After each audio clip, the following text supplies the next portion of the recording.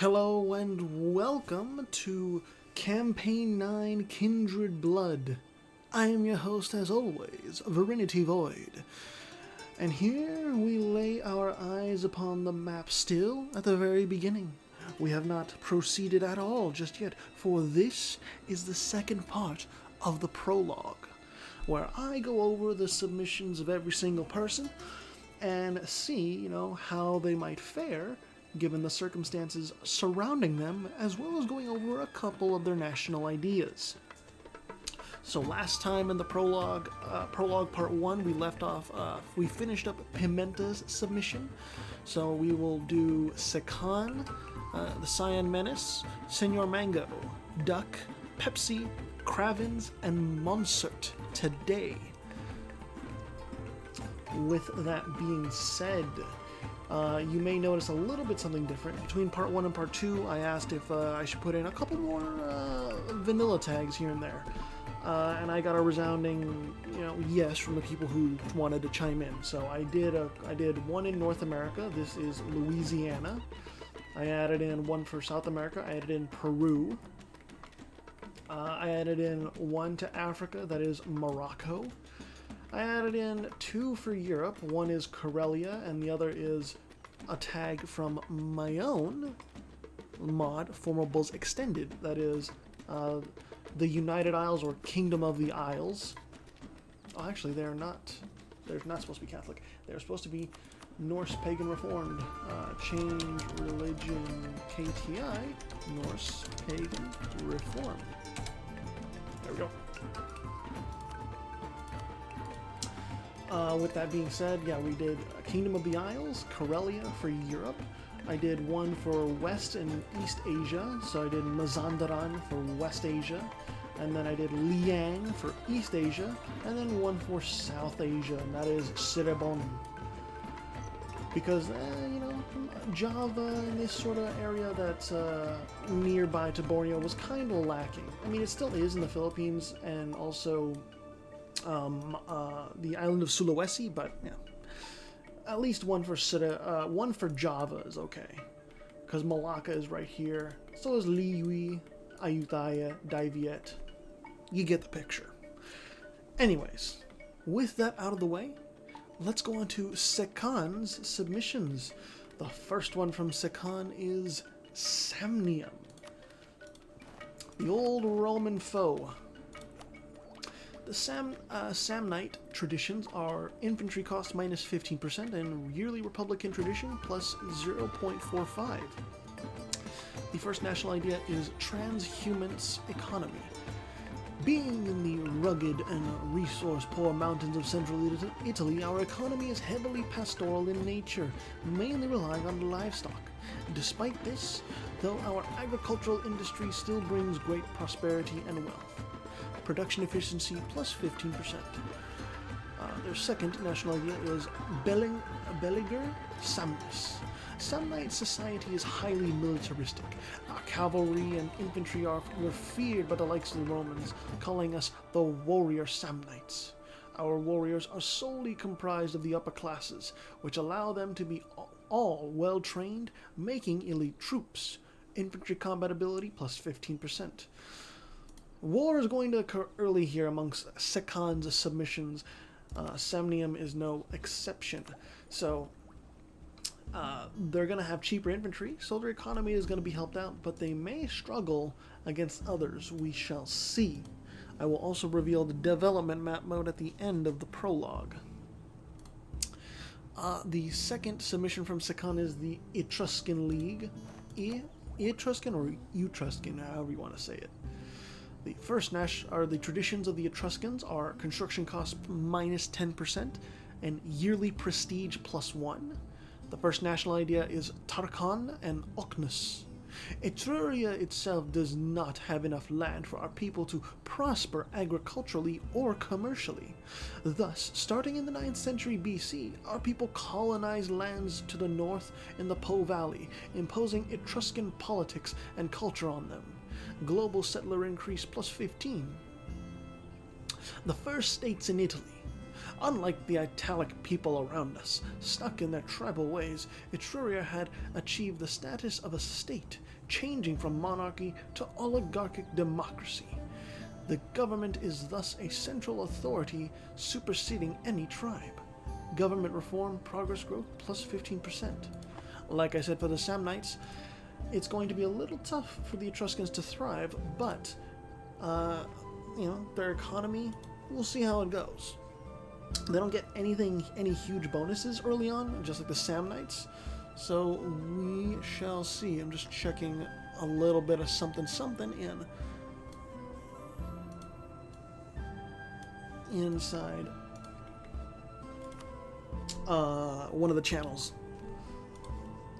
Alright, so let me bring back up the Excel sheet. The next submission from Sekan is the Insubres. The traditions of Insubres are domestic trade power plus 20% and land attrition minus 30%. The first national idea is from across the Alps. All Celts in Italy streamed in from north of the Alps, claiming everything between them and the Apennines, making Celtic hegemony in Italy for 100 years. Province war score cost minus 12.5%. The second national idea is worthy of power. The legend of Belovesus, the chief of the Bituriges, who crossed the treacherous Alps to settle in northern Italy to drive out the original rulers of the Po, is the origin story for our people. Land leader shock plus 1. So it's going to be a little tough for the Insubres to really thrive, given that they have really only one good province in Milan, and they're kind of hard pressed by the Etruscans here, Misha Ilram, as well as some other not so friendly states. Why aren't they friendly? Well, it's because they are religiously isolated, of course. The Druids are really the only ones here, which is unfortunate. Also, I didn't make Kildare Celtic. I should have. Change religion, kid, Celtic. There you go. I was supposed to make them Druidic to fit in. Anyways, so Insubres, they do have some minus 30% attrition in their traditions, which that's going to help conserve their manpower. But we'll see how it goes for them when push comes to shove. The next submission from Sekan is the Lost Legion down here in South America.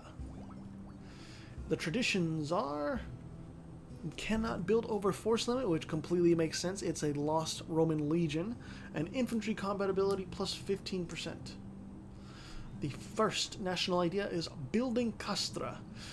When we were shipwrecked on this new shore, the few that survived the long journey across the sea were threatened by the native barbarians who inhabited the land.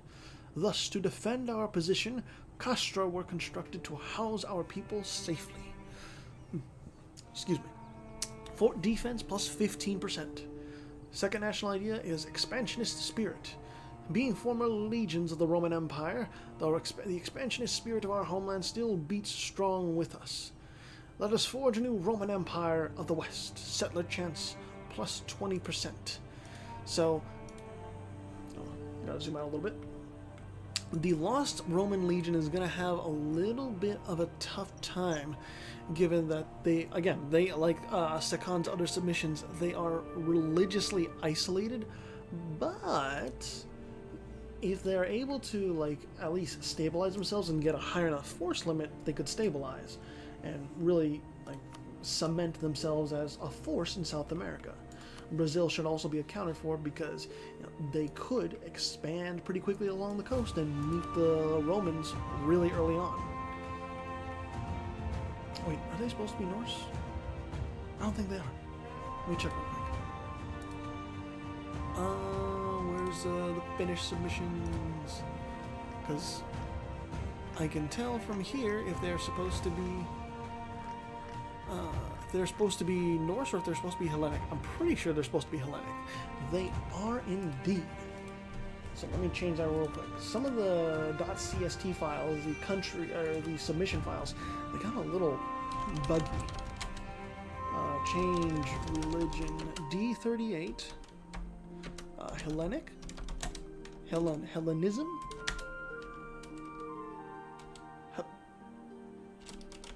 What?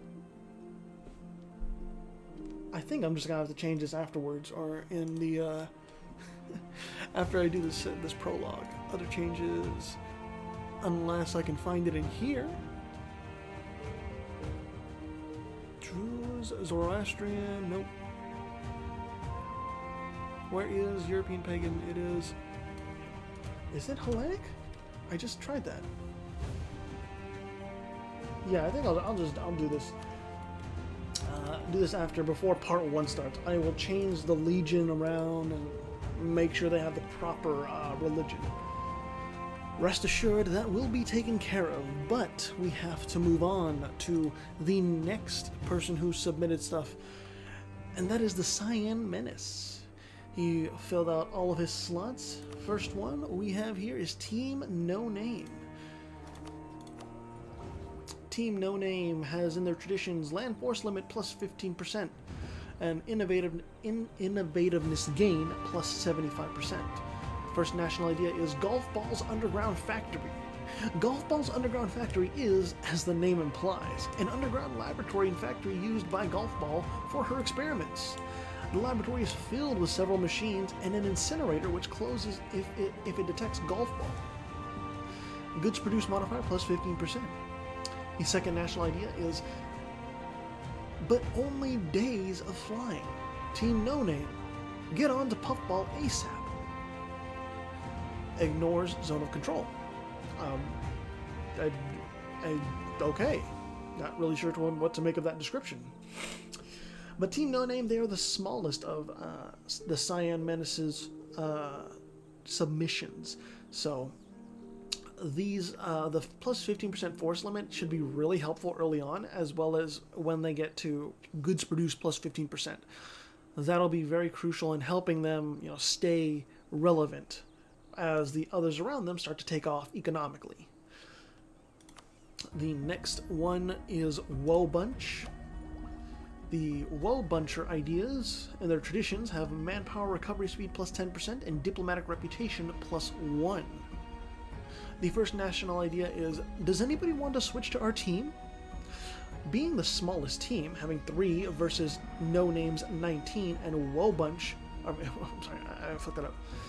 Having 3 members versus No Name's 19, Woe Bunch could never hope to win on its own. By stealing members from No Name, usually by force, we can better stand a chance in challenges and become the largest team in the future. Province war score cost minus 12.5%. The second national idea is minimalist strategy. Considering our team's numerical disadvantage, Woe Bunch has typically resorted to using whatever is nearby or the most straightforward approach to win challenges. Army tradition from battles plus 50%. So even though they're a little bit isolated, Woe Bunch is still going to get into conflict really early on, I think. They're just going to struggle with military quality, because early on they don't really get anything until their 5th national idea. So yeah, are they really going to take off? I'm not sure. But if they can keep themselves safe on the Isles, like with no naval invasions, they should be okay. The next submission from the Cyan Menace is Free Smart. Free Smart gets minus 1% yearly prestige decay and all estates loyalty equilibrium plus 10% in the traditions. The first national idea is Clubhouse of Awesomeness. Located atop the Eiffel Tower, the Clubhouse of Awesomeness is a restricted clubhouse reserved for Alliance members only, no alternates. Great project upgrade time, minus 20%. The second national idea is Acquire New Alternates. As members of the Alliance get eliminated from the show, it is tradition to get new people in to substitute them, called alternates. While while of a lesser status than full-fledged members, they are still part of the new team called Free Smart, Diplomatic Relations +2. Again, they're Free Smart is kind of like Woe Bunch, where they don't have any like serious military aid or help from their national ideas until their fourth national idea. Movement speed plus 20% is really nice, but they're in mainland Europe. They're gonna have some early wars, and they're gonna need some military quality, but they don't have that. So I kind of worry for Free Smart. But if they get enough alliances, especially with those diplomatic relations +2, they could prosper and thrive. We just gotta see. The next submissions are from Senor Mango. I don't know how to pronounce these, so forgive me if I butcher the pronunciations. The first one is Sini Clean. Okay, so these do have localization, and the Kozaki traditions are global trade plus 10, global trade power plus 10%, and sailor recovery speed plus 10%. The first national idea is life at the frontier. It is not easy. It is not an easy life living next to Tatars. They raid us. We raid them back. They raid us back again. These inhospitable lands have become lands to rugged people. Manpower and primary culture provinces plus 50%. The next national idea is go east, young men. There is no natural boundaries in the steppe that operate on the law of the whistling grass. Only border our stationary homes. Excuse me. Only border our stationary homes can have what? I'm getting really tripped up at this. Only border our stationary homes can have is expansion of frontiers, and that gives the effect automatically discover adjacent when a colony is built, which is kind of meh. It's kind of meh. It depends on how fast they expand. That's really about it. Because if they expand to places where it's still terra incognita, then yes, that's very useful. But still, they're a little bit close to the other submissions, Flanders Realm and Danubian Sikh. So they're gonna get into some wars early on, and they border the Black Sea, so you know they might get into conflicts with Germian, Danubian Sikh, Flanders Realm, or even Samnium if Samnium comes over. We'll see. The next one is Zeleny Clean. That is this one over here. The first nationality, or the traditions of, or some more Kozaki traditions, administrative possible policies +2, and artillery barrage cost -20%. The first national idea is the same, life at the frontier, and that still gives manpower in primary culture provinces +50%. The second national idea is Trans-China. We exist beyond Chinese borders, but its influence lingers. Our warriors and culture contain several influences of the Chinese. Innovativeness gain +50%. It's going to take a while for those traditions to activate, but given enough time and enough buildup, those additional administrative policies could really come in handy. I mean, I'm not sure how long it's going to take Zeleny to get enough administrative policies, but if they take off and they start to like really encompass a huge amount of land, and they have like an extra 2 administrative policies that give them construction cost or administrative efficiency or core creation cost, you know, it's going to be really good for them. But it's going to take a little bit of time for them to really reach anyone and border another nation. The next one from Senor Mango is Siryiklin, the one right next to Altai, which is... it's going to be really tough. Oh, they have the same one? Okay, I'll read the third one. So their traditions give global trade power +5% and max promoted cultures +2. The first national idea is still life at the frontier, giving manpower and primary culture provinces +50%. The second national idea is still go east, young men. Automatically discover adjacent when a colony is built. And the third national idea is welcome to the Kyrgyz. The steppe of Central Asia are like an island and we are stranded in a sea of Kyrgyz. It has forced us to become more accepting and welcoming of local Kyrgyz into our ranks. We've come to see our cultures that aren't that different after all. Manpower in accepted culture provinces plus 37.5%. So again, it's just gonna be really hard for Syria Clean to survive.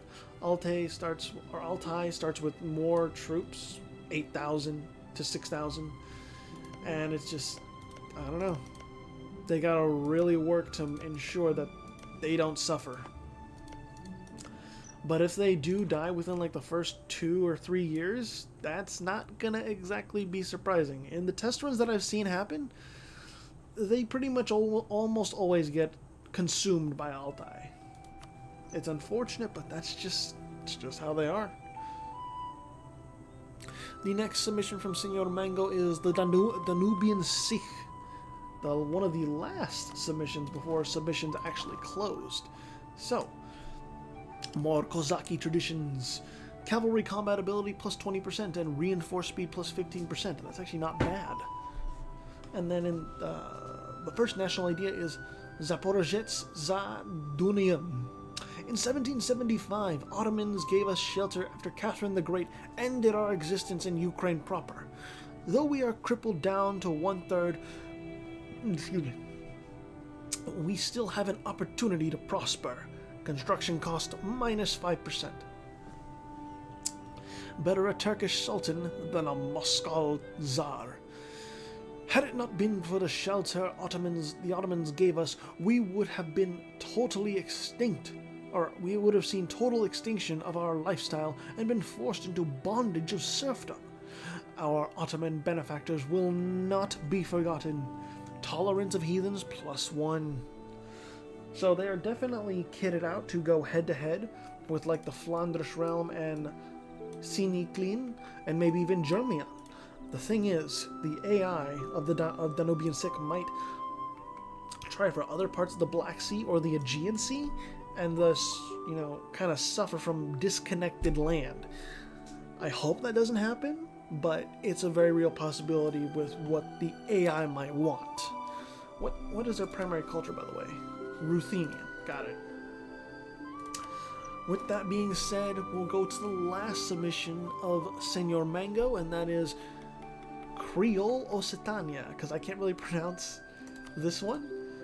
But he made a really unique name out of it, and I really like the notion here, the idea behind this. So the traditions of Creole Occitania is fort defense plus 10%, alongside. What is that? I guess he found something, but I don't think I banned this because it's not that influential of a national idea. But the other traditions is all estates loyalty equilibrium plus 5% and all estates influence modifier minus 5%, alongside max privileges per estate +1. Does that really give more? Yeah, it does, because they usually get +6 or just a standard 6, but he has puppeteered the estates. The first national idea of Creole Occitania is saved by God. When the Albigensian Crusade occurred, our ancestors attempted to flee onto boats and travel to Africa for shelter. As a miracle of God, mighty storm winds pushed us off course, and we landed upon a new land. It was not Africa, but it was our Africa. Colonists +1. That's going to be really huge if they manage to survive. And then the second national idea is faith of a persecuted people. We've witnessed many great persecutions only to be met with great hardships as a test from God. As years come to pass and life gets easier, we can only hope that these hardships prove our worth in the eyes of God. Recover army morale speed +25%. So in prolonged wars, Creole Occitania their armies are going to get really, like, it's going to be hard to keep them down. The only thing I could see this national idea kind of conflicting with, or like it makes the armies ready when they're not really there yet, is reinforced speed. Because, oh, the morale is ready. They're like, the army is ready to go again, but they are 1/10 of their normal size. So they have the morale, but they don't have the numbers to back up that morale. I'll lower this down. I can see it's a little loud.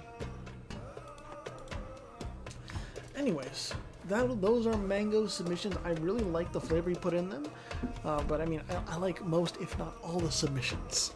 There's so much flavor put into most of these that it's just, there's so much creativity, and I enjoy reading it. And the next ones are from Duck. Mr. Duck put in first Mondstadt. These are from, I think, Genshin Impact, he said. So, let's see. I'm going to take a drink first because my throat's getting a little dry.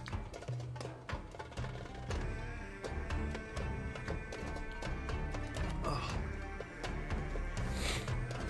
So, Mondstadt. The traditions of Mondstadt are movement speed plus 20% and monarch military skill plus 1. The first national idea is Dawn Winery. Army morale has been through the roof since we allowed troops a direct supply of Dawn Winery's finest booze every day. Morale of armies plus 15%. Duck, are those troops drunk? By chance? I wonder. The second national idea is Barbara, the Diaconess. Feeling down? Barbara's songs can mend even the most broken of spirits. Morale of recover army morale speed plus 10%. So Mondstadt's pretty kitted for early wars with these national ideas. That quicker movement speed and that additional morale, like within the first 15 to 20 years, Mondstadt might be a real force to be reckoned with. But alliances could shift around, and suddenly they find themselves on the losing end of a alliance war. We've seen that happen a lot. But those national ideas should really help them out. The second submission from Duck is Li Yui. I think that's how it's pronounced. Could be completely wrong. Li Yuan? I don't know if I'm pronouncing that right. The traditions of Li Yui are trade efficiency plus 15% and national tax modifier plus 15%. The first national idea is the Milliliths. I think I got that right. The Milliliths, the backbone of our army. Our trusted soldiers and police force will fight to defend Li Yui against all aggressors. Infantry combat ability plus 10%. The second national idea is faraway contacts. Our fame precedes us. Every contact signed with us is a contract with Rex Lapis himself and is unbreakable. People put in an extra effort to trade with us instead of nearby competition. Trade range plus 40%. So instantly, just right off the bat from the traditions, Li Yui is aiming to be an economic power. Those are some nice economic national traditions.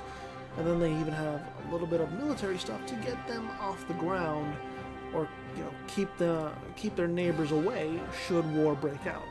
Their closest competition is going to be Sioux and Daiviet, so I'm not entirely sure if they're going to struggle against them, but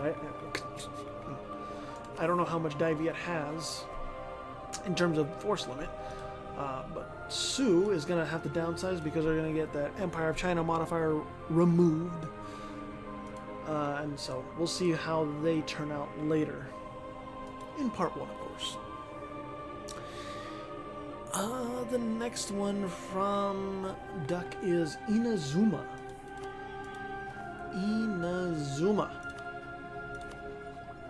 So the traditions of Inazuma. Infantry combat ability plus 10% and discipline plus 5%. The first national idea is perpetual euthymia. The land of eternity shall also be a land of inner peace, even in war. National unrest -1. A second national idea is mistress of the sea. Sagonomiya Kokomi's expertise of the seawater near our archipelago will prove invaluable for our naval tactics. Galley combat ability plus 10%, which is going to be really nice because there's a lot of inland sea in this area. Is there a map mode for inland sea? I don't know if there is, but like even at the Ryukyu Islands, it's an inland sea, so galley combat bonus. Galley combat bonus here too.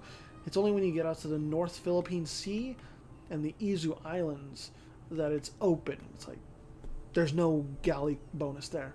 Even over here, the Japan Basin, Yamato Basin, they're gonna have some nice bonuses. Now, whether they can outclass Yugoslavia and the People's Republic over there, we're just gonna have to wait and see. Duck's next submission is Sumeru. The traditions of Sumeru are technology cost -5% and idea cost -10%. That's going to save so many points for them. The first national idea is the Heramites, a weird bunch of people, but they're half of our nation. Maybe we can get them to cooperate through payment? We should ask Dehya to mediate. Mercenary discipline plus 5%. The second national idea is the Akasha and the Irminsul. The Akasha terminals are invaluable to pass information between people instantly. Just make sure you don't share anything sus. The Archon is listening. Spy network construction plus 30%. So Sumeru is going to have a little bit of a tough time if they expand over the seas and just like they get into some nasty politics with like Ayutthaya or Ava early on, and they can't reinforce their land over there. Hopefully they just stick around this region and expand locally before venturing off. And then they'll get enough money. That mercenary discipline's going to help out. And who knows? They could become a huge power. The next one from Duck is Fontaine. Yes, the Fontanian. Fontanian traditions. The traditions are national unrest -1, and technology costs -10%. Again, that's going to save so many monarch points over the long run. The first national idea is grandiose architecture. Fontanian people pride themselves on the grand palaces and aquarails. Let's keep it like this. Construction cost -10%. The second national idea is unofficial operations. Navia's work can often catch suspects before the authorities get to them. Maybe we should hire her, or at least ask her to cooperate in a more official manner. Spy network construction plus 20%. The only thing I worry about for Fontaine is the lack of naval bonuses here, because Cuba's right here, America has a coastline, Louisiana has a coastline, Creole Occitania has a coastline. It's gonna be tough if they don't have enough, naval bonuses. The only one they have here is ship durability plus 10%, which is pretty down the line. But if they manage to build up their navy enough, these islands should be safe. And the court of Fontaine should not be in any danger. But I don't know. We just gotta wait and see, I guess. Because we did, like last campaign, we did see, I think it was like the Saints Federation or something over here. They did really well. They were just biding their time. They formed Haiti, and they went hog wild, completely just running over Central America, and then eventually South America. It was insane. So there is potential in these islands in the Caribbean. I'm going to take this my water, and then we'll go on to Pepsi's submissions.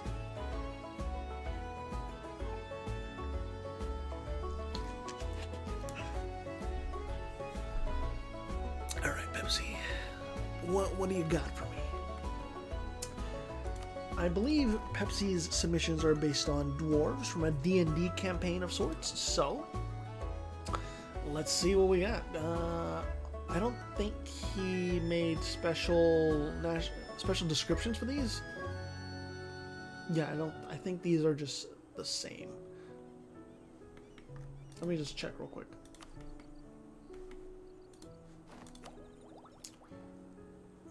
Yeah, these are just the same ones, because I recognize those titles. Anyways, the traditions of Mishar Ilram are fort defense plus 20% and idea cost minus 10%. Again, saving so many monarch points early on. The first national idea is construction cost minus 15%. Second national idea is attrition for enemies minus 1 or plus 1. And then the third national idea is global possible number of buildings plus 2. So there's nothing really aiding their colonization process, but they are dwarves. They're supposed to be in the mountains. They have a lot of inherent defensiveness. So, you know, it's going to be hard to siege their stuff down. And if Mishar Iram is allowed to prosper even just for a little bit, like they don't get interrupted with early wars, these provinces are going to become like really fortified with economic buildings and plenty of forts, that it's going to be really hard for anyone to siege it down effectively. We can only hope to see Mishar Iram take off and begin to fortify the Swiss Alps. The next submission from Pepsi is Thumrium, which is right here. Oh, almost X'd out of Streamlabs. I don't want to do that. The traditions of Thumrium are attrition for enemies plus 1.5 and fort defense plus 20%. The first national idea is monthly splendor plus 6. It's going to be really great for getting age abilities quickly. The second national idea is trade efficiency plus 20%. The third national idea is discipline plus 5%. So Thumrium is really set to defend this land to the very last, and then capitalize on both the age abilities as well as any incoming trade throughout the land. And then, yeah, if all goes according to plan, and they upgrade this monument right here, Nadikala Fortress, then it's gonna be nigh unbreakable. This nation right here is gonna be damn near unbreakable, because even the first upgrade, this is only for the province. Local defensiveness plus 7.5%, local fort maintenance minus 25%, and local assault fort ability minus 25%. But as you upgrade it, it's like at the last upgrade for the region. Just let's look at the region. This entire region of Caucasia. All of those provinces therefore get fort or local defensiveness plus 25%, and the forts become free. Absolutely free to maintain. So, Nadikala Fortress, they better upgrade that. And maybe even this cathedral right here. That could be really nice too. Anyways, moving on. Shamastraf. Right down here. The tradition... I thought I banned this. Global settlers... Or did I? Let me check real quick. Other changes... Oh, no. It was additional colonists in the traditions. Okay. No, this is all good. Anyways, so these dwarves in East Africa have a plus 10 global settler increase, and then fort defense plus 20%. The first national idea is all estates loyalty equilibrium plus 10%. And then the second national idea is national tax modifier plus 20%. The third national idea is morale damage plus 10%. So they're going to be kitted out to really go hog wild over here in East Africa and prosper off just whatever they take. They're not as defensively oriented as the other dwarven nations. So I look forward to seeing how they do against Yemen, maybe even Mogadishu and Hejaz, and maybe if push comes to shove in the long run, Kemet. Try me, Pepsi. I dare you. The fourth submission from Pepsi is in the Americas, and it's Overderets. It is right here in the Appalachians. And from the test runs, Overderets has traditionally had a little bit of a hard time. So in the traditions are the same as Shamastrov, global settler increase plus 10, and then fort defense plus 20%. The first national idea is land force limit plus 30%. The second national idea is colonists plus 1. And the third national idea is production efficiency plus 20%. So the real obstacle for Overderets is getting past the early game. It's not easy, what with Creole Occitania and I didn't even go over Cyan Menace's submission over here. I will go over it right after this. But Piscataway Kanoi over here, it's like they're kind of squeezed between those two. Maybe the addition of Louisiana kind of changes things around. I'm not sure, but we'll see. Because over in the test run, Overderets tried to colonize toward the coast and just really suffered because of it, and they got squeezed. It's that simple. We'll see if that happens again, but I'm hoping Overderets kind of goes up north a little. Maybe doesn't go directly beelining toward the coast. And then the next submission, because I forgot it, we'll do it right now, we'll do it live, is Piscataway Kanoi. So, this is one that stacks a bunch of modifiers. The traditions of Piscataway Kanoi are land force limit plus 30% and naval force limit plus 30%. So they got a beefy force limit right now of plus 12%, or flat 12. And let's not forget, Norse also gives force limit modifiers too. The fort, I think, yeah, no, these don't have custom descriptions. So the first national idea is national manpower plus 30%, and then national sailors modifier plus 30%, and then manpower recovery speed plus 20%. This is all about your manpower reserves, really, and also your sailor reserves. And from the test runs, usually Piscataway does really well. We'll see how well they do this time around. I haven't revealed the development map mode yet. I will do that at the end of this part. But historically, yeah, Piscataway just eats up Overderets, Creole Occitania, and just spirals out of control. Not sure if it'll happen this time, but they have that potential. They have that precedent set. The next submissions are from Kravens. He's bringing his world building back in full force. Let me take notice of my water. My throat gets tired from talking for 40 straight minutes, 50 minutes.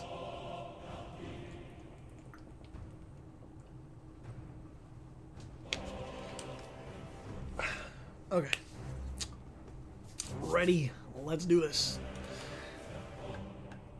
Not as long as team lived it. No. Why is that even a thing? No. Anyways, the first national ID, or the traditions of ale corks, are plus 15% national tax modifier and infantry combat ability plus 15%. The first national idea is Iglames. The nature of warfare in Aelcorks and the Shieldbacks has never been one of rigidity, has never been one of rigidity, of lines, and of armored squares of manpower slowly marching off to battle.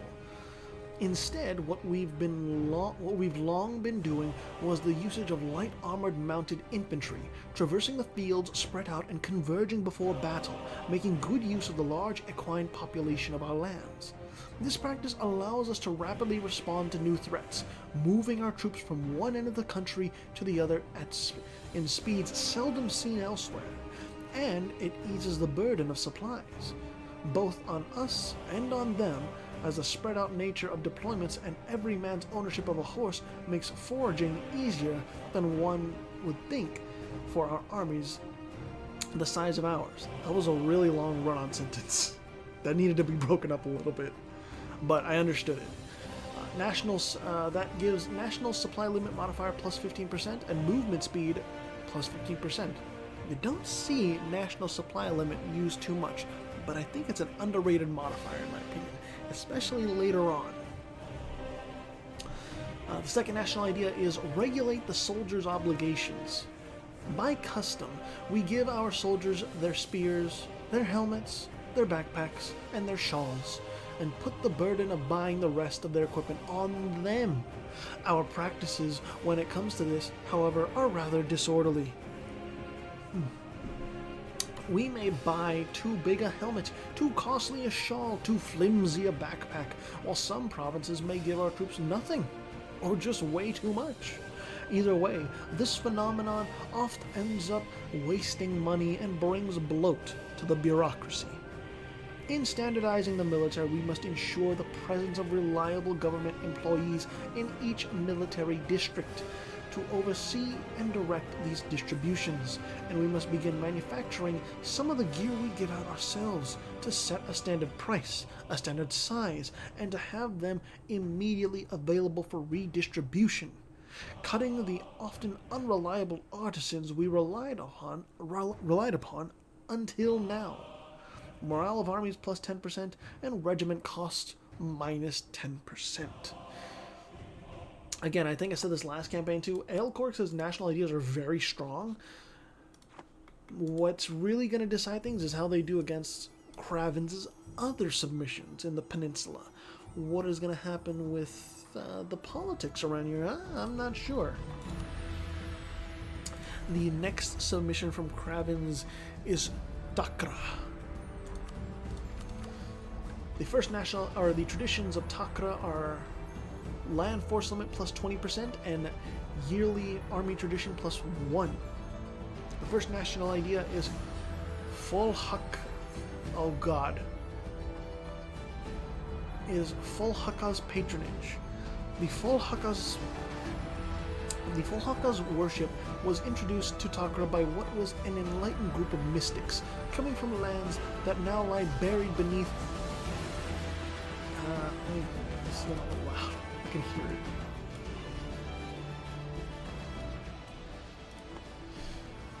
An enlightened group of mystics coming from the lands that now lie buried beneath the Gimdi Desert's scorching sands, all the way to the distant west.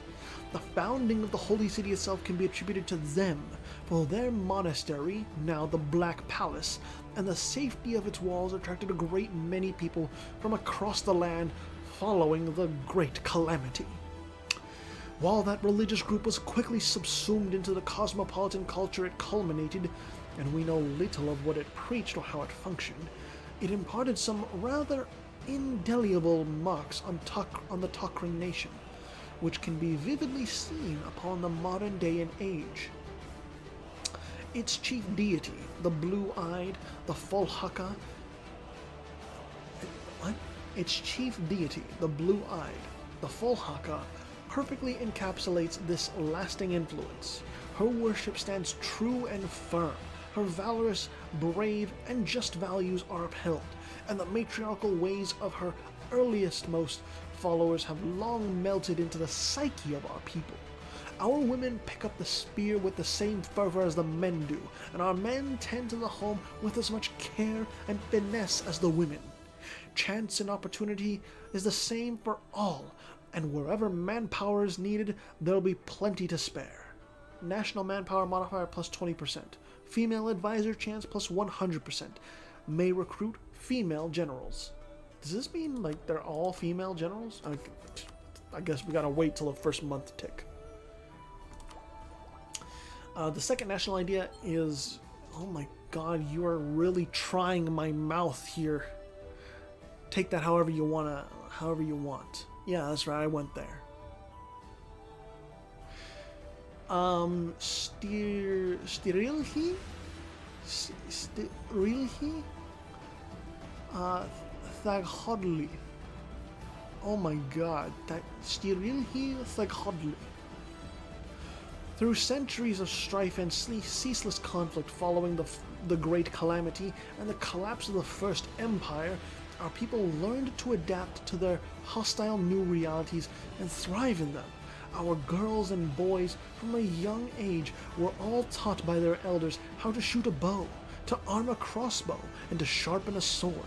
It became customary for families to embark on at least one great hunt a year, and our schools and churches taught the folk how to walk and think as one, a collective, a group of sisters and brothers living and dying for one another under Folhaka's grace.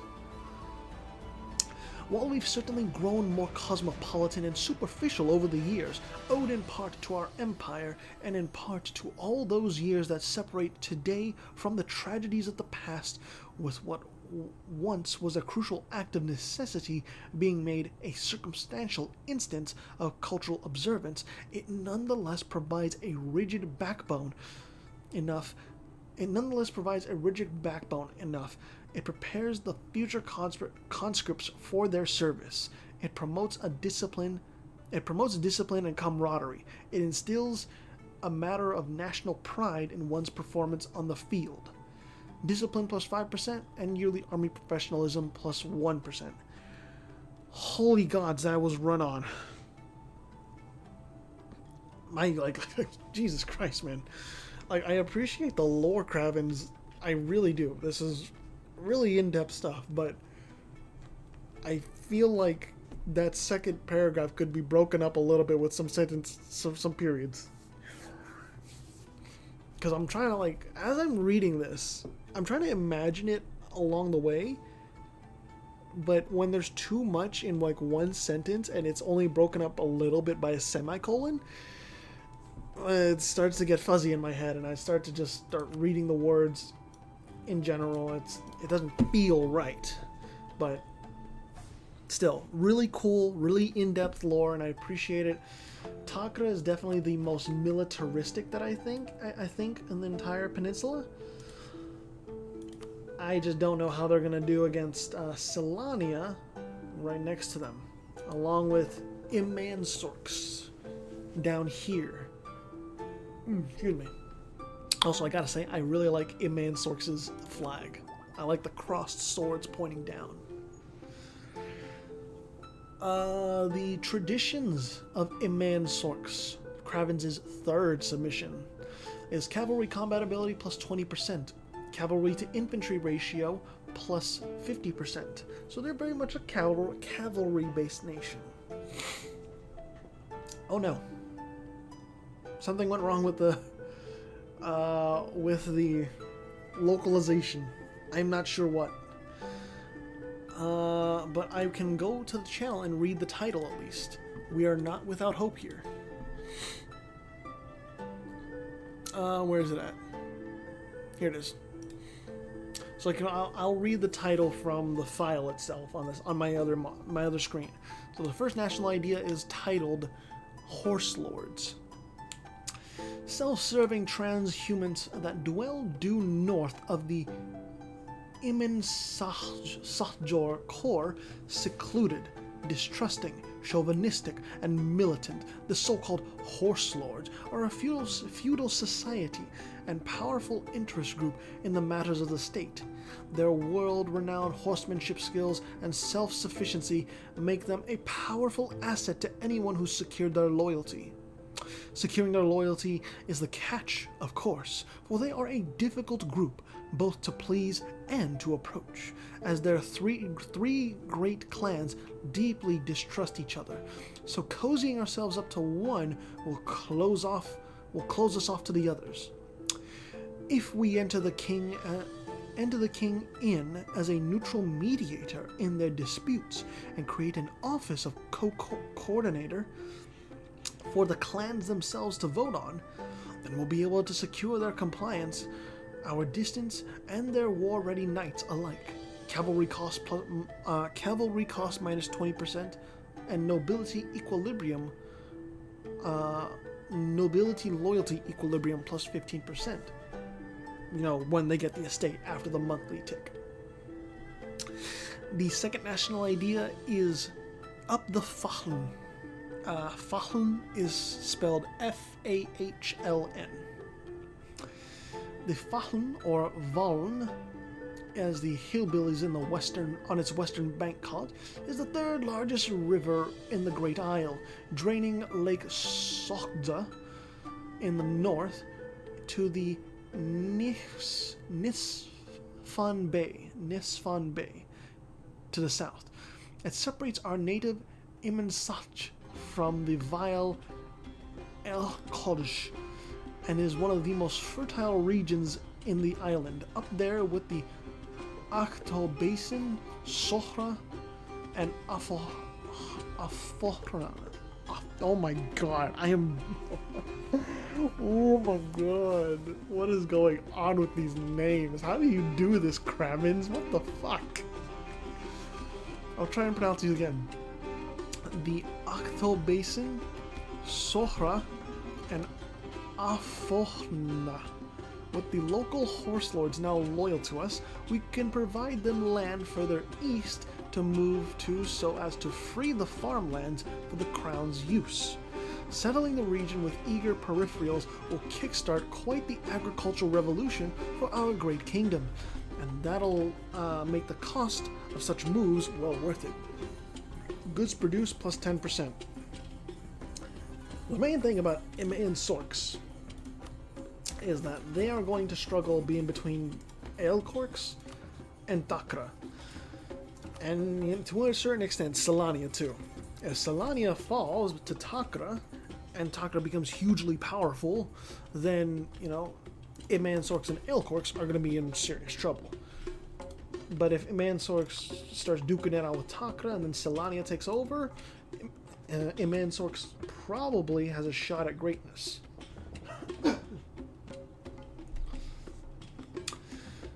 Oh my goodness, we're almost done here, folks. The last person who did submissions is Monsert. He is back. In previous campaigns, he submitted like Thestias and Loon, so he has finally returned.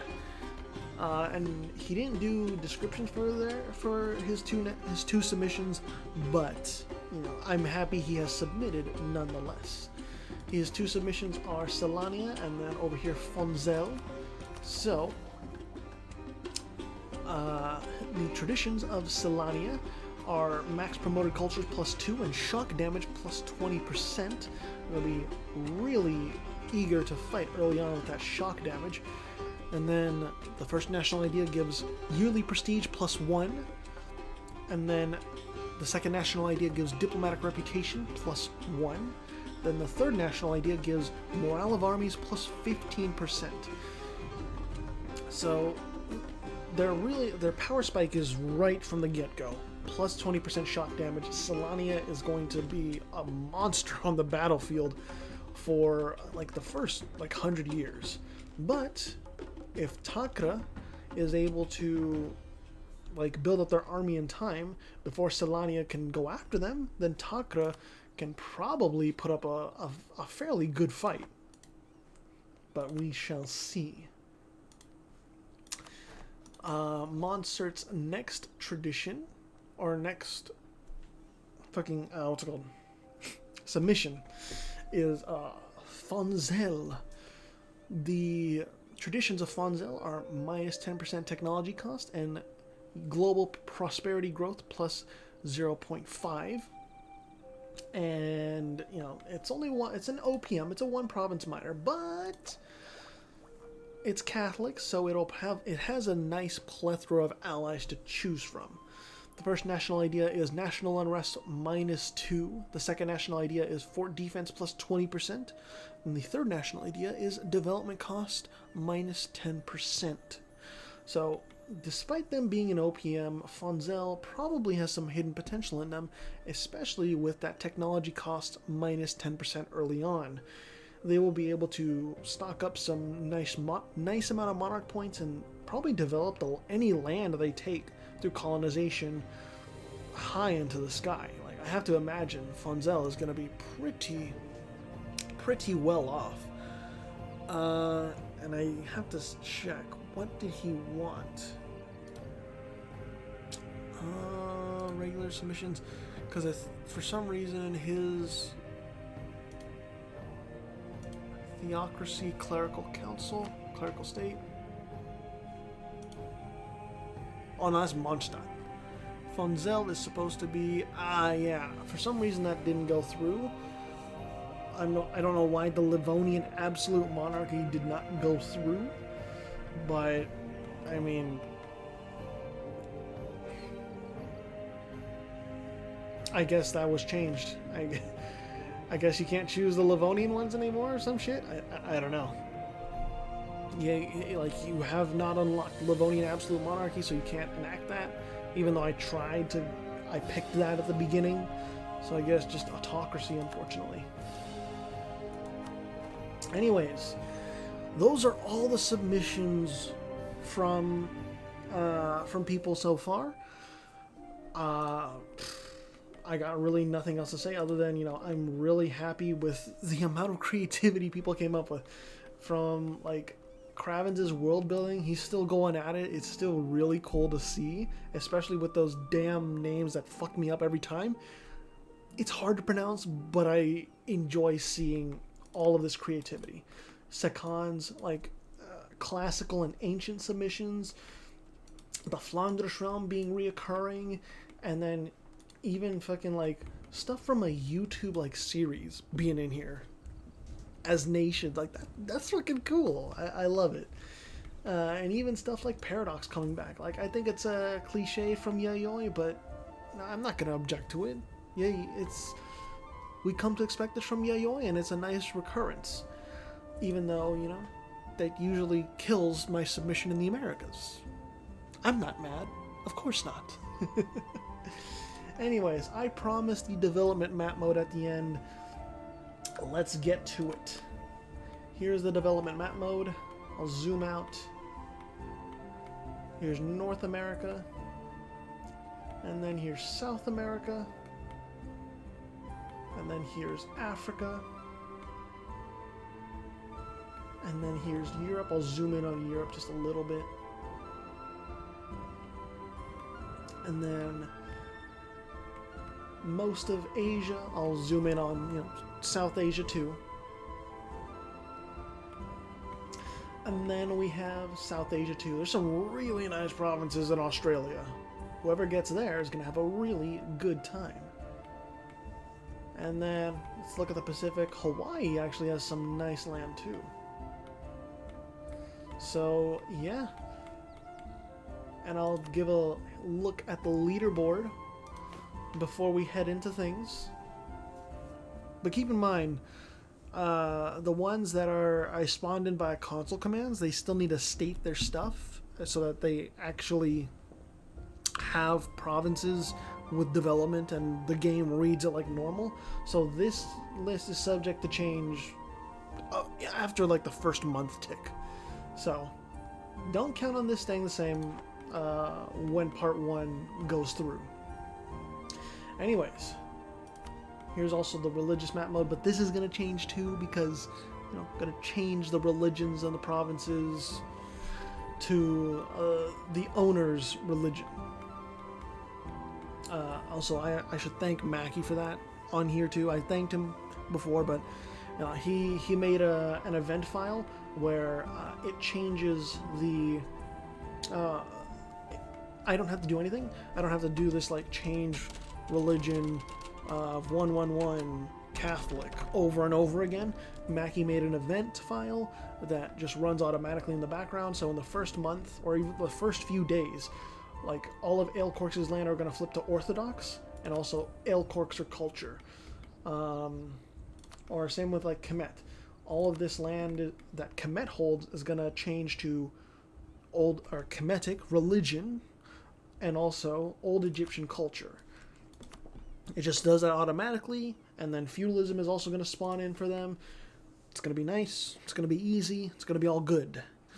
So that is going to be it for now. Thank you all so much for tuning in for part 2 of the prologue. It's been a long one, but I like giving each person their time in the limelight. I can breathe now. I will see you all when part 1 comes out. Thank you all so much for watching. I'll see you then.